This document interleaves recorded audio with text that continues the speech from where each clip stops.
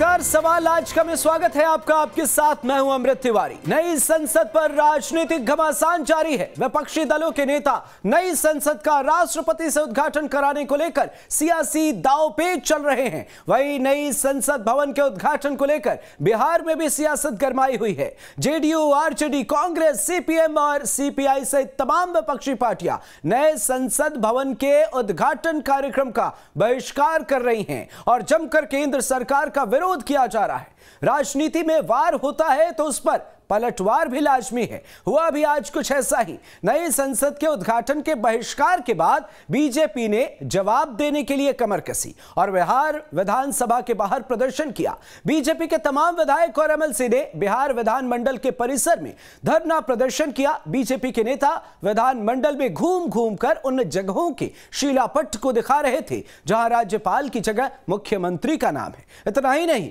BJP ने नीतीश कुमार को निशाने पर लेते हुए सवाल पूछा कि बिहार विधानसभा के एक्सटेंशन भवन का उद्घाटन नीतीश कुमार ने क्यों किया, राज्यपाल से क्यों नहीं करवाया गया। बीजेपी प्रदेश अध्यक्ष सम्राट चौधरी तो यहां तक बोल गए कि अगर नीतीश कुमार को पीएम मोदी की ओर से नए संसद भवन के उद्घाटन का विरोध करना है तो उन्हें बिहार विधानसभा के विस्तारित भवन के उद्घाटन का अपने नाम वाला शिलापट्ट तोड़ देना चाहिए।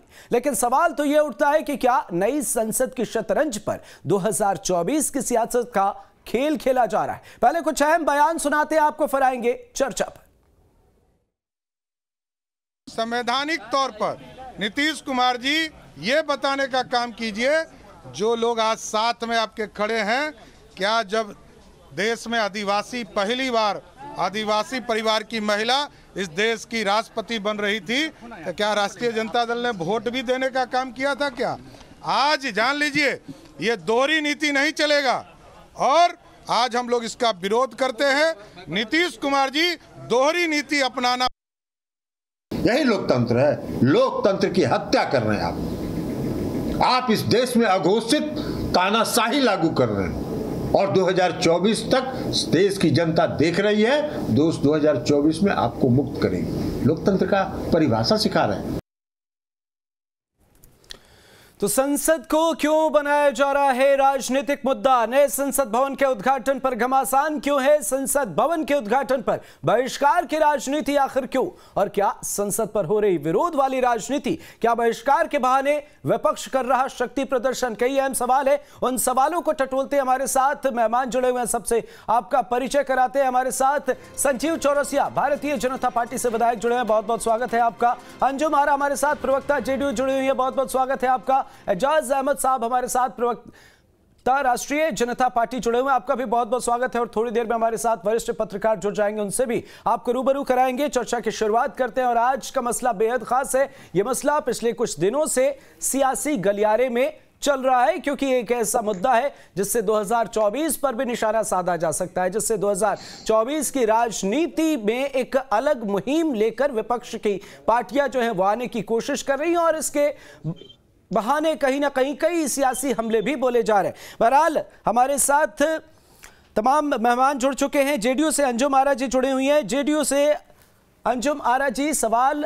एक यहां से भी आज की जो तस्वीरें नजर आई, बिहार विधानसभा, बिहार विधानमंडल में प्रदर्शन किए गए, जिस तरीके से आप विरोध कर रही हैं उस तरीके से दूसरे पहलू की तरफ, दूसरे पक्ष की तरफ से भी विरोध किए जा रहे हैं। विरोध की राजनीति पूरी तरह से नजर आ रही है। तो क्या ये विरोध के लिए ही विरोध हो रहा है या फिर इससे इतर भी कोई तस्वीर है? नहीं अमृत जी, देखिए बिहार की भी आपने चर्चा किया, जो हमारा विरोध नया पार्लियामेंट को लेकर के है उसको मैं स्पष्ट कर दूं, पार्लियामेंट को लेकर के नहीं है। सीधी सी चीज है कि हमारे देश के प्रथम नागरिक देश के राष्ट्रपति होते हैं। आर्टिकल 79 के अकॉर्डिंग राष्ट्रपति देश के सुप्रीम, पार्लियामेंट के सुप्रीम होते हैं। राज्यसभा और लोकसभा और राष्ट्रपति से मिलकर के संसद कॉन्स्टिट्यूट होगा। पार्लियामेंट का उद्घाटन होना है। उस उद्घाटन समारोह में हमारे प्रथम नागरिक महामहिम राष्ट्रपति महोदय को आमंत्रित नहीं किया गया है। राज्यसभा, उस सदन में लोकसभा और राज्यसभा दोनों सदन है। राज्यसभा के उपसभापति, सभापति, उपराष्ट्रपति होते हैं, उन्हें भी दरकिनार रखा गया है। हमारा स्पष्ट हमारा मानना ये है कि ये संवैधानिक मूल्यों और संवैधानिक प्रावधानों के अनुच्छेद 79 और दीगर जो प्रोविजन है उसके ये खिलाफ है। हम चुप नहीं रह सकते। देखिए, हमारे देश के माननीय महामहिम राष्ट्रपति महिला हैं, आदिवासी समाज से आती हैं। हमारा मांगना सिर्फ एक ही मांग है हमारी, और हमारा सजेशन सुझाव भी है कि राष्ट्रपति देश के प्रथम नागरिक है, हम सभी की प्राइड है, वो हम सभी का गौरव है, देश का गौरव है राष्ट्रपति हमारा। हमारे उपराष्ट्रपति देश के गौरव है। क्या ये उचित है उनको इस समारोह से दरकिनार रखना, अलग रखना? जहां तक बिहार की बात है, बिहार की जो विधानसभा है वो नया भवन अमृत जी नहीं बना है, वो विस्तारीकरण है। और रही बात की कह रहे हैं कि विरोध कर रहे हैं, तो उस शिलापट पे तो उस वक्त डिप्टी चीफ मिनिस्टर आदरणीय सुशील कुमार मोदी जी भी विराजमान है उस शिलापट पे। हमने ये चीज नहीं किया है, हमने कहीं भी एक हिटलर शाही नहीं दिखाई है, डेमोक्रेटिक तरीके से हमने किया। लेकिन यहाँ पर आप देख लीजिए कि नए भवन के संसद दोनों सदनों का निर्माण हुआ है। संविधान के मुताबिक महामहिम राष्ट्रपति जी को उद्घाटन इनको करना चाहिए था। एक व्यक्ति को महिमा मंडन करने के लिए जो प्रोटोकॉल है, संविधान के प्रावधान है, उसको खंडित किया जा रहा है। तो अर्जुन जी, जब ये लागू होगा तो सबके लिए लागू होगा ना? या बिहार में बाकी जगहों पर जो मुख्यमंत्रियों ने किए वहां पर लागू नहीं होगा और यहां पर लागू होगा? दूसरी चीज, आपने महिला और आदिवासी का जिक्र किया, तो चुनाव के वक्त तो आप इसका विरोध कर रहे थे, अब आपको बड़ी याद आ रही है, तो ये तो उस वक्त भी सोचना चाहिए ना। अगर ये सारी चीजें इतनी बेहतर हैं, उस वक्त विरोध नहीं करते, निर्विरोध चुन लिया जाता, तो उस वक्त आपने विरोध किया। जब निर्वाचित हमारे देश के महामहिम राष्ट्रपति निर्वाचित हो गई तो हम सभी की महामहिम है, हम सभी की प्राइड है, हम सभी का वो गौरव है। चुनावी पद्धति एक अलग होता है, जब निर्वाचित हो गई तो वो हमारी वो राष्ट्रपति है अमृत जी, और वो हमारी गौरव है, हमारी प्राइड है। और यही कारण है कि हम मांग कर रहे हैं कि हम नहीं मांग कर रहे, देश का संविधान के प्रावधान कहते हैं कि राष्ट्रपति सुप्रीम ऑफ द पार्लियामेंट होंगे, और जो सुप्रीम ऑफ द पार्लियामेंट है उसी को इस उद्घाटन समारोह से अलग रखे हैं।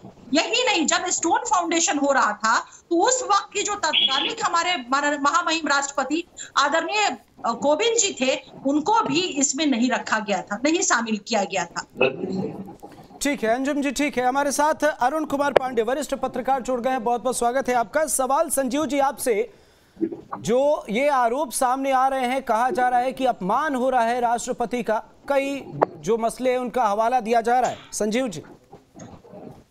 जी नमस्कार। मैं तो सबसे पहले कहना चाहूंगा कि इतने पुनीत कार्य और इतने शुभ मुहूर्त के, ये पूरे देश के और डेमोक्रेसी का इतना बड़ा विषय, नया संसद भवन जो बनने जा रहा है, सबके स्वागत के उद्देश्य से करना चाहिए था।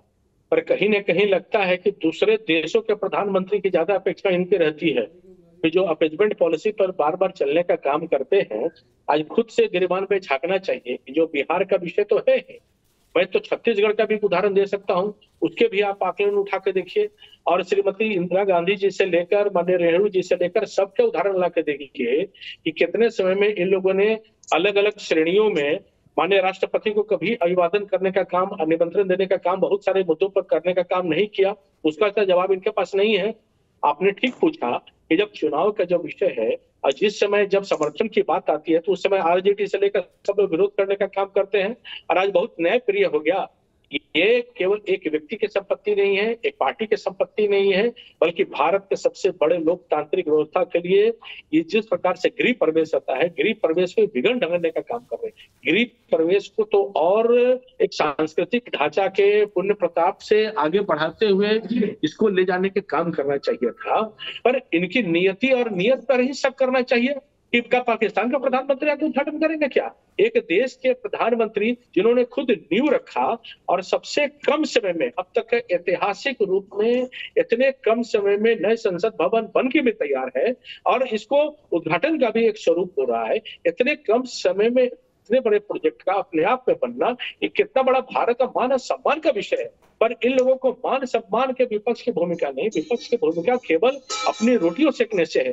भाई विरोध की परिपाटी समझ में आती है, पर विरोध का आयाम इस प्रकार नहीं होना चाहिए कि जो भारत का मान सम्मान पर प्रश्न चिन्ह खड़ा हो।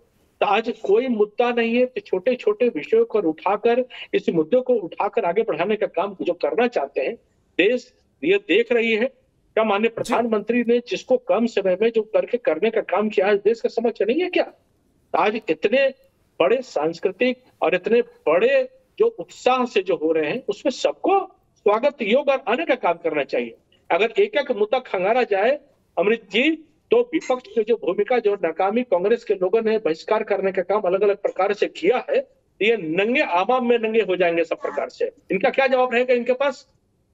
ठीक है संजीव जी, लेकिन आरोप ये भी लग रहे हैं कि ये सिंगल फोटो फ्रेम की लड़ाई है। खैर आएंगे इस पर, हमारे साथ एजाज अहमद साहब जुड़े हुए हैं। एजाज साहब, प्रोटोकॉल के नियम उल्लंघन तो बार बार इन लोगों ने किया है। आज जितने इनके पक्ष के लोग हैं, सब लोगों ने तो प्रोटोकॉल का उल्लंघन अपने अपने प्रांतों में किया है। आ रहे हैं आपके पास एजाज साहब, एक अहम सवाल ये कि क्या ये विपक्षी गोलबंदी है, क्या ये विपक्षी एकता को दिखाने की कोशिश है 2024 से सामने, इस वजह से कहीं ना कहीं शक्ति प्रदर्शन जो है वो किया जा रहा है? शक्ति प्रदर्शन का मामला नहीं है। और अभी संजीव जी ने एक आपत्तिजनक बात का इस्तेमाल किया। भारत के सभी विपक्षी दल के नेता महामहिम राष्ट्रपति महोदया से इसके उद्घाटन की बात कर रहे हैं, किसी पाकिस्तान के प्रधानमंत्री से उद्घाटन की बात नहीं कर रहे हैं। ये लोगों को हर माननीय राष्ट्रपति जी के कितने बार उन्होंने अपने काम करने का काम किया, प्रधानमंत्री जी जब कर रहे हैं तो उसको क्या दिक्कत पड़ी? ये मसला नहीं है ना, ये एग्जाम्पल के लिए देखिए एजाज साहब एग्जाम्पल के लिए ऐसे शब्दों का इस्तेमाल किया जाता है। स्वीकार करने के लिए तैयार नहीं है।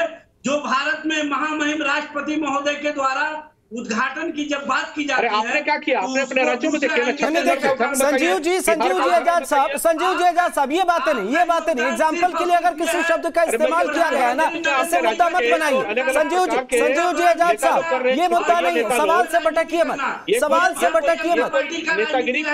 एजाज साहब, सवाल से भटकने की जरूरत नहीं है ना, इस पर आइए ना। सवाल तो ये है कि क्या विपक्षी एकता को दिखाने की कोशिश है, ये अहम सवाल है ना यहाँ पर। विपक्षी एकता को दिखाने की कोई आवश्यकता नहीं है। विपक्षी एकता स्पष्ट रूप से, अरे बोलिए नहीं कि अनेकता नहीं, एकता यही विपक्षी है विशेषता, कि ये जो साबित होने वाला है का उद्घाटन करने जा रहे हैं, ये इनके लिए आखिरी उद्घाटन रहेगा।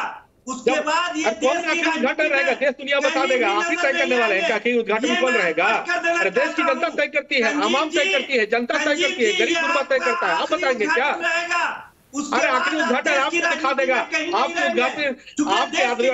उद्घाटन जो नीतीश कुमार जी घूम घूम के कर रहे हैं, केरुआ मार रहे हैं, केरुआ का घेरुआ नहीं होने वाला है। अरे बोलने से क्या होगा, जनता बताएगी। अरे भारी प्रचंड बहुमत से भारतीय जनता पार्टी आई है और आएगी और आपने देखिए भविष्य में आपको बोलने से कुछ नहीं होना है। ठीक है, लेकिन असली सवालों से भटकना ये भी ठीक नहीं है। संजीव जी आजाद साहब, देखिए मेन असली एजेंडा ये है कि क्या ये 2024 को लेकर ये चीजें की जा रही है, आप लोग अलग मसले पर लड़ रहे हैं। एजाज साहब, कांग्रेस के लोगों से देखिए फिर आवाज कम करानी होगी। ये इसमें प्रधानमंत्री भी उपस्थित होते, इसमें विपक्ष के, हाँ ठीक है ना, तो ये चीजें बिहार में भी तो लागू होंगी ना। सवाल तो वही खड़े हो रहे हैं। एजाज साहब, आपको आवाज मिल रही है? एजाज साहब, आपको आवाज मिल रही है? को भी अलग से रखा गया। छत्तीसगढ़ का उदाहरण देख लीजिए आप। आ रहे हैं आपके पास एजाज साहब आ रहे हैं आपके पास। हमारे साथ वरिष्ठ पत्रकार अरुण कुमार पांडे जी भी जुड़े हुए हैं। एजाज साहब आपके पास आएंगे और आप अपनी बातें रखिएगा। एक कमेंट जो है यहाँ पर, सीनियर जर्नलिस्ट हमारे साथ अरुण पांडे जी जुड़े हुए हैं और समाज का पिछड़ा तबका देख रहा है। अरे एजाज साहब आप अपनी बात रखिएगा ना, बाकियों को भी तो सुन लीजिए। एजाज साहब बाकियों को भी तो सुन लीजिए। एजाज साहब की आवाज कम कर दीजिए। एजाज साहब की आवाज कम कर दीजिए। एजाज साहब, सबको सुनना जरूरी होता है। अगर आप सबके साथ हैं, हम अगर किसी मसले पर बातचीत कर रहे हैं तो आप सुनेंगे नहीं तो आप काउंटर क्या करेंगे? ऐसे क्या फायदा है? अरुण कुमार पांडे जी हमारे साथ सीनियर जर्नलिस्ट जुड़े हुए हैं। अरुण जी, ऐसा लग रहा है कि तात्कालिक राजनीतिक लाभ के लिए कहीं ना कहीं राष्ट्रपति के नाम पर सियासत हो रही है, घुमा फिरा के राष्ट्रपति को बीच में लाया जा रहा है। अरुण जी। बिल्कुल अमृत जी, ये मेरी अपनी राय है, जो मेरी ये दृढ़ राय है, राष्ट्रपति बहाना है, निशाना 2024 है। और ये देखिए संसद भवन नई संसद भवन नहीं है, ये कोई संसद भवन देश की राष्ट्रीय अस्मिता का प्रतीक।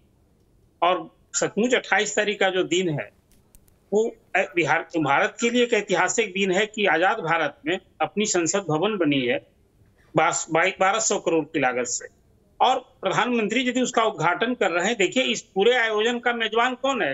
लोकसभा अध्यक्ष। भवन के कस्टोडियन लोकसभा अध्यक्ष होते हैं। ये पूरा आयोजन लोकसभा अध्यक्ष ने आमंत्रण दिया है 18 मई को, आपको याद होगा। और उस आमंत्रण को आज सुप्रीम कोर्ट में जो चुनौती दी गई थी, उसे सुप्रीम कोर्ट ने साफ मना कर दिया सुनने से। और याचिकाकर्ताओं को कड़ी फटकार लगाई, और तो यहाँ तक कहा कि अभी तो आप जुर्माना लगाने लायक, तो याचिका वापस कर ली गई। कुल मिला जुलाकर के बिल्कुल ये सही है कि विपक्ष, ये चलिए इस मुद्दे के बहाने, राष्ट्रपति के सम्मान के बहाने विपक्ष 21 दल एकजुट हुआ है, लेकिन 25 दल तो इस पूरे आयोजन में, जिसकी संख्या 377 एमपी की हो रही है, जिसमें 303 तो अकेले बीजेपी के हैं, समारोह में शरीक हो रहे हैं। मुझे लगता है कि ये जो एक बहिष्कार की स्थिति बनी है, ये दुर्भाग्यपूर्ण है, संसदीय इतिहास के लिए ये दुखद है। और मैं मानता हूं कि विपक्ष कहीं ना कहीं संसदीय, जिसको कहते हैं कि सदाचार की बात होती है, हम किसी एक दूसरे का सम्मान करें। अब जदयू के प्रदेश अध्यक्ष ललन सिंह ने तो इससे बढ़कर बात कर दी है। उन्होंने कहा कि जो संसद भवन बना है, जब उनकी सरकार आएगी तो हम इसमें कोई और काम करेंगे।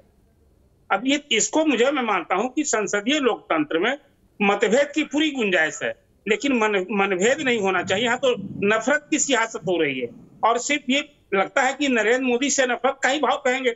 यदि राष्ट्रपति जी आदिवासी हैं, और एक बात ठीक है आदिवासी हैं, वो यदि उद्घाटन करती तब इनको स्वीकार होता था वो संसद भवन। अब देखिए इसी उद्घाटन के बाद वहाँ अभी संसद का मौसम नहीं यार, अंजुम जी संसद के सर्वोच्च है, सुप्रीम है, और सुप्रीम को ही दरकिनार किया है। ये भी तो अरुण जी कहिए ना कि ये दुर्भाग्य है, ये दुर्भाग्य है कि 28 तारीख का दिन चयन किया, विवादास्पद व्यक्ति के जन्म दिवस का चयन किया, ये भी दुर्भाग्य है। ये तो इत्तेफाक भी हो सकता है ना अंजुम जी, ये तो इत्तेफाक भी हो सकता है ना। और कहा तो ये भी जा रहा है कि अगर 2024 नहीं होता, अगर लोकसभा चुनाव नहीं होता, तो इस तरीके से विरोध भी नहीं किया जाता।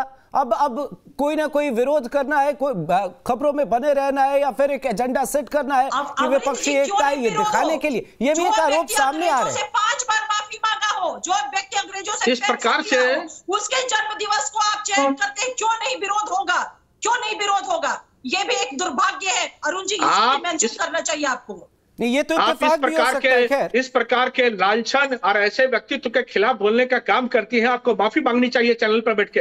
28 तारीख को आपको पता है क्या है? और वैसे ऐसे व्यक्ति को जिसने 6 बार मंडल को बोलो कि जिसने 6 बार अंग्रेजों से माफी मांगी, जिसने पेंशन 65 रुपया लिया, उसके बारे में आप काम किए हैं। इतने वीर आजादी के लिए जिन्होंने लड़ने का काम किया, देश आजादी के लिए करने का काम किया, इतने वर्षों तक रह के भारत माता के करने का काम किया, आप लोग क्या समझती हैं? आजाद भारत मिल गया तो कुछ भी कर दीजिएगा, कुछ भी बोल दीजिएगा कि नहीं के बारे में। अरे आजाद भारत कहीं भी कहाँ रहती है? मेरे कहने पर क्षमा कीजिएगा, ऐसे व्यक्ति का व्यक्तित्व पर एक शब्द भी लांछन करना, ये भारत के आजाद भारत के मान सम्मान के लिए खेद है। क्षमा कीजिएगा, मुझे कहते हुए खेद हो रहा है। इस प्रकार का विषय आप निश्चित तौर पर कह के ऐसे शब्द का प्रयोग न करिए। आप नेशनल चैनल पर बैठी हैं और इस प्रकार के विषयों पर न करिए। अपीसमेंट पॉलिसी के आधार पर आपने सवाल उठाए हैं, अंजुम जी आपने सवाल उठाए तो जवाब सुन लेते हैं ना। अंजुम जी आपने सवाल उठा लिए हैं, आपने सवाल उठाए तो जवाब सुन लेते हैं ना। आप जानती है कि मैंने 20 सावरकर अंजुम जी आपने सवाल उठाया है तो जवाब पानी क्या है, नमानी खबर क्या है, जानती है कुछ? नहीं है ये, आप तो एक शब्द नहीं जानती इस बारे में। नहीं है, त्याग तपस्या बलिदान कुछ नहीं जानती है। अंजुम जी आपने सवाल उठाया है, जवाब अब ले लेते हैं।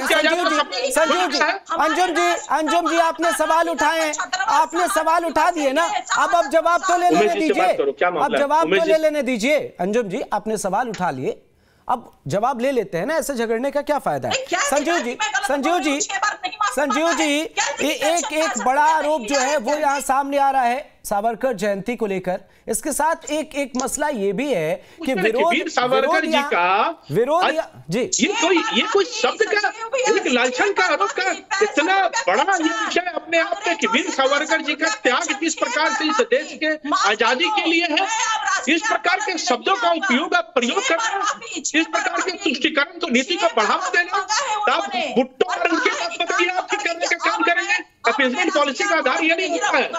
क्या बात करते हैं? कि आप जुल्फर गुट्ठों से लेकर इनका लेके करने का काम कीजिए, जौल हक से करने का काम कीजिए, जिन्होंने सेलुलर जेल में लेकर वर्षों वर्षों तक भारत माता की पूजा करते हुए अपने जीवन काटने का काम किया। जिस प्रकार से एक कमरे में रहकर आजाद भारत की कल्पना करने की बात की, और वैसे व्यक्तित्व का प्रयोग करने का काम, ये कहां से नया संगत है? मेरा तो साफ आरोप है, आप जवाब देने का काम कीजिए कि उनके बारे में इनको एक शब्द भी पता है? वीर सावरकर जी का त्याग किया इस देश की आजादी के लिए। ठीक है अंजुम जी, संजीव जी, एक एक करके अपनी बात रखेंगे, सबसे बेहतर होगा। सब लड़ लेंगे, उसका क्या फायदा है। अरुण पांडे जी, एक अहम सवाल यहां पर खड़ा होता है कि अगर 2024 न होता सामने तो एक अलग तस्वीर उभर कर सामने आती। विरोध के लिए विरोध है तो एक तस्वीर पटना से भी नजर आती है, यहां भी इससे पहले विपक्षी पार्टियां विरोध कर रही थी तो पटना में बीजेपी के नेता विरोध करते हुए नजर आए। ये कैसी राजनीति है? ये तो देखिए, यदि प्रधानमंत्री द्वारा उद्घाटन हो रहा है तो जवाब में बीजेपी ने आज ये डिमोन्स्ट्रेशन किया, जो दिखाया कि असेंबली का जो सेंट्रल हॉल बना है या जो 2 एनेक्सी बनी है उसका मुख्यमंत्री ने ही उद्घाटन किया था। तो अब देखिए, फिर मैंने कहा कि प्रधानमंत्री यदि उद्घाटन कर रहे हैं तो कोई अनहोनी नहीं हो गई है, ये कोई अनहोनी नहीं हो गई। एक एक करके अगर आप बीच में बोलेंगी, आवाज मुझे म्यूट करानी होगी, आवाज म्यूट करानी होगी। एक एक करके सुनते हैं ना, एक एक करके आवाज म्यूट कर दीजिए। पांडे जी कुछ कह रहे हैं, अरुण जी को अपनी बात रख लेने दीजिए, उसके बाद आएंगे एक एक करके आएंगे। आवाज म्यूट कीजिए, आवाज म्यूट कर दीजिए। अरुण जी, आप अपनी बातें रखिए। मैं ये कह रहा था कि राजद, जदयू और कांग्रेस सहित जो 21 दल विरोध कर रहे हैं वो अपने विरोध के उनके आधार हैं, उनका मुद्दा है। और आप तो देखा कि कल जब 28 को उद्घाटन समारोह होना है, जदयू ने विरोध में यहाँ कल पटना में धरना का कार्यक्रम घोषणा कर रखी है। अब ये तो जो आप बात पूछिए आपने कि लोकसभा का जो 2024 का चुनाव है या उसके बाद बिहार में विधानसभा के चुनाव होंगे, और बिहार में गैर भाजपा दल जो 7 दल हैं वो एकजुट है और उसका एक मोर्चा बना है।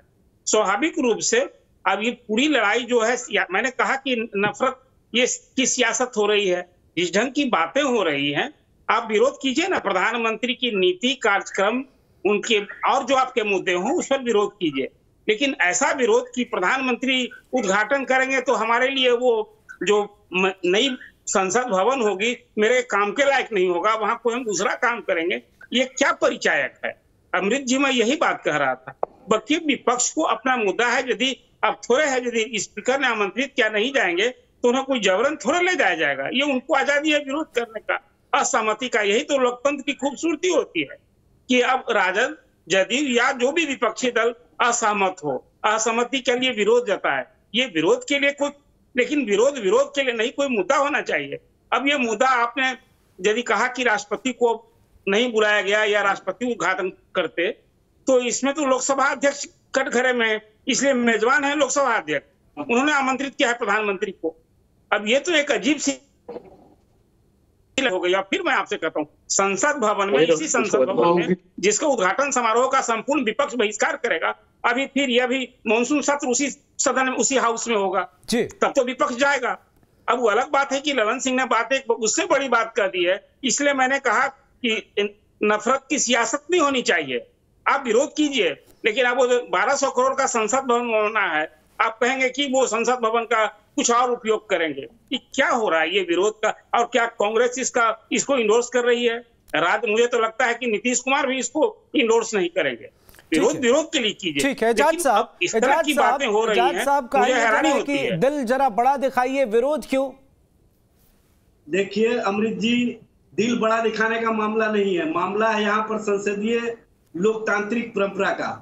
और जिस तरह से आपको पता है सेंट्रल विस्टा में राज्यसभा भी है और राज्यसभा के सभापति महामहिम उपराष्ट्रपति महोदय हैं, उनको भी आमंत्रित नहीं किया गया है। तो ये लोकतंत्र कैसे चलेगा? क्या राज्यसभा को इग्नोर करके लोकतंत्र चलाया जाएगा?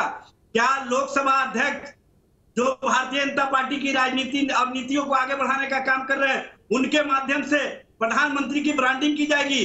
क्या संसदीय लोकतंत्र में जो महामहिम राष्ट्रपति महोदय का ओहदा है जी, उसके सम्मान है, उसको कमजोर किया जाएगा। ठीक है एजाज साहब, आपने सवाल उठाए, जवाब ले लेते हैं संजीव जी से। एजाज साहब जवाब ले लेते हैं संजीव जी से। संजीव जी एजाज साहब ने कई सवाल यहाँ पर उठाए, जब ये विषय सवाल उठाए, सिंपल सी बात है एजाज साहब आपने सवाल खड़े किए हैं ना, जवाब ले लेते हैं संजीव जी। मैं तो यह कह रहा हूं कि जब लोकसभा के माननीय अध्यक्ष ने कस्टोडियन के नाते आज रीट याचिका में जो दायर किए, जो माननीय अरुण जी ने बताने का काम किया, आज किस प्रकार से मुंह के खानी पड़ी इस बात को, इनका तो कोई जवाब इनके पास है नहीं। आज इनसे पूछिए तो इनके पास तो कोई जवाब है नहीं। आज इनके नेता, आज राष्ट्रीय अध्यक्ष जदयू के ललन सिंह जी इस प्रकार के वक्तव्य बोल रहे हैं कि उपयोग होने का काम होगा, तो आपके पास तो जवाब है नहीं। तो जब जवाब नहीं है चैनल पर एजाज साहब की आवाज म्यूट कर दीजिए। नीतीश कुमार जी कुछ और कहें, ये नहीं हो सकता है। आप पूरे मर्यादा के साथ आप तर्कों पर विशेष के करके कहने का बताने का काम कीजिए। आप ये बताने का काम कीजिए ना, जिन प्रकार के जो पूरे प्रोसीडिंग को फॉलो करते हुए ठीक है वक्त कम है संजीव जी, एजाज साहब हमारा जी वक्त कम है अरुण पांडे जी, इतनी बड़ी गरिमा संजीव जी एजाज साहब वक्त कम है, क्षमा चाहते हैं आपसे। अरुण पांडे जी सवाल यहाँ पर खड़ा हो जाता है, एक एक करके आप सबके पास आएंगे, वक्त कम है।